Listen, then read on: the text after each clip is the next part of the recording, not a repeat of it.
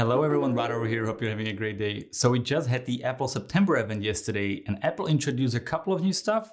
We have seen the new iPhone, new Apple Watch and new AirPods Pro, but let's not waste any more time. So sit back, relax, let's get into it. Let's start with the Apple Watch Series 8. There isn't a massive difference between Series 7 and 8 to be honest. The design is pretty much identical. However, there are some new hardware changes such as their new temperature sensors. One is positioned on the bottom of the watch and the other one is positioned right under the display.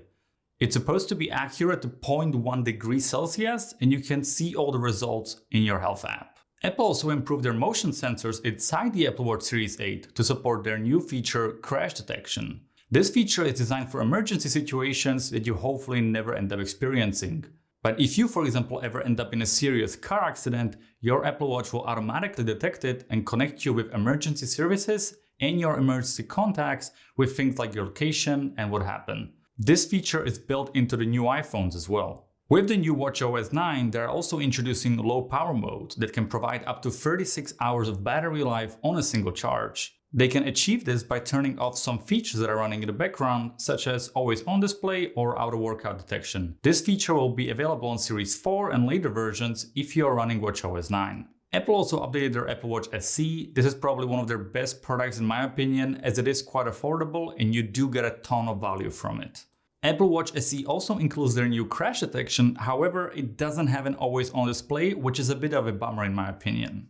And now let's look at Apple's biggest reveal, and that is the new Apple Watch Ultra. This is their new high-end version watch that is primarily targeting elite athletes. I do think that everyone who just works out will now start calling themselves an elite athlete just to justify buying one of those for $800. Jokes aside, this watch is definitely pro for a reason.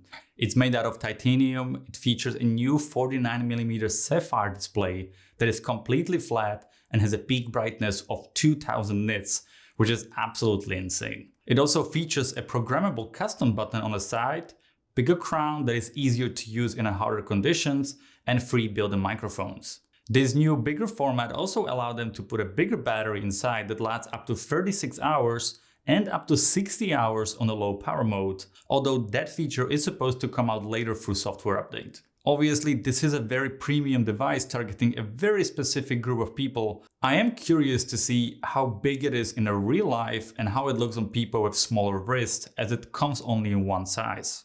Next up, we have new AirPods Pro. I was really looking forward to this one. I'm using my AirPods Pro every single day, and this is one of my favorite products from Apple.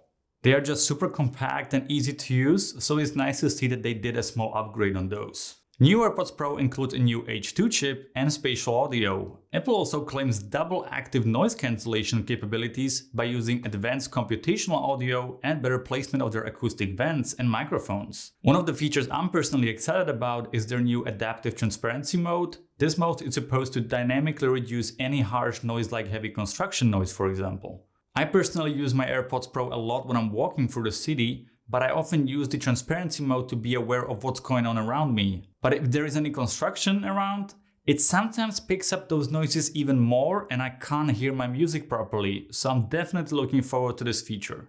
The new AirPods also finally have touch control for adjusting your volume up and down. These new force sensors are situated on the bottom part of the AirPods, so you can just swipe up or down to adjust your volume. AirPods Pro also provides longer battery life, up to 6 hours with active noise cancellation and up to 30 hours of total listening time using the case. The AirPods case now also features MagSafe, so you can charge with your Apple Watch charger, which is pretty cool. I'm definitely ordering those as soon as they are available, so subscribe to the channel if you want to see unboxing video and full review. Alright, let's get into the new iPhones. So Apple introduced 4 new iPhones in total. We have the 14 and 14 Plus, and from the Pro line we have 14 Pro and 14 Pro Max. No more iPhone mini this year, but instead we got the bigger 14 Plus that was previously only seen at the Pro models. iPhone 14 and 14 Plus have the A15 Bionic chip that was previously used in the iPhone 13 Pro model. Better battery life, a new 12 megapixel main camera sensor that's supposed to also be better in low light. There is also a new true depth front camera with autofocus for the first time and a nice f1.9 aperture so you can get those crispy looking selfies. In terms of video, Apple is introducing their new action mode that is going to stabilize your video footage while you are filming.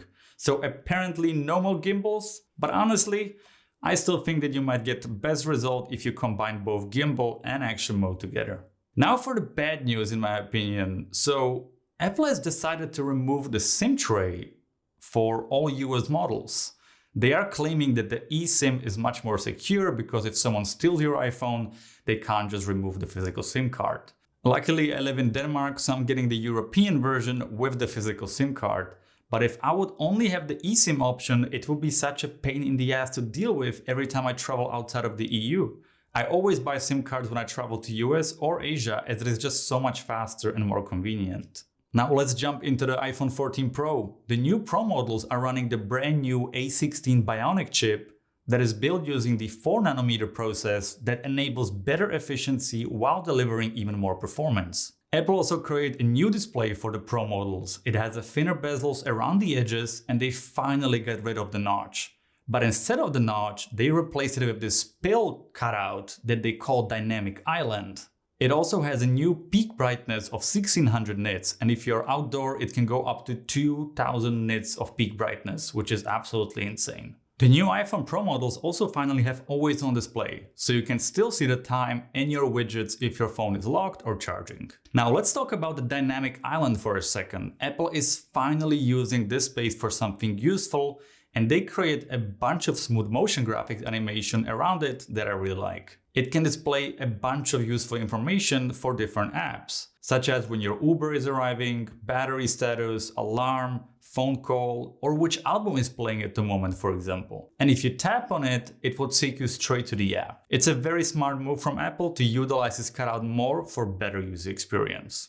Now let's talk about the new cameras on the Pro models. Apple is introducing a new 48 megapixel main camera sensor. So for normal shot, it's still going to use the 12 megapixel format, but with much higher quality. And if you want to use the 48 megapixel camera, you just need to turn on ProRAW. If you have the Pro models and you are not using the Apple ProRAW feature, you are seriously missing out. I took some great photos with the ProRAW mode on the iPhone, as you can see on the screen.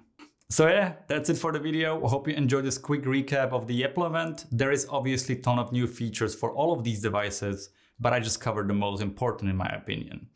Let me know which device are you getting from the new Apple lineup in the comment section below. I'm definitely getting the new AirPods Pro and iPhone 14 Pro. Thanks a lot for watching the video. Follow me on social media, stay rad, and I'll see you next time.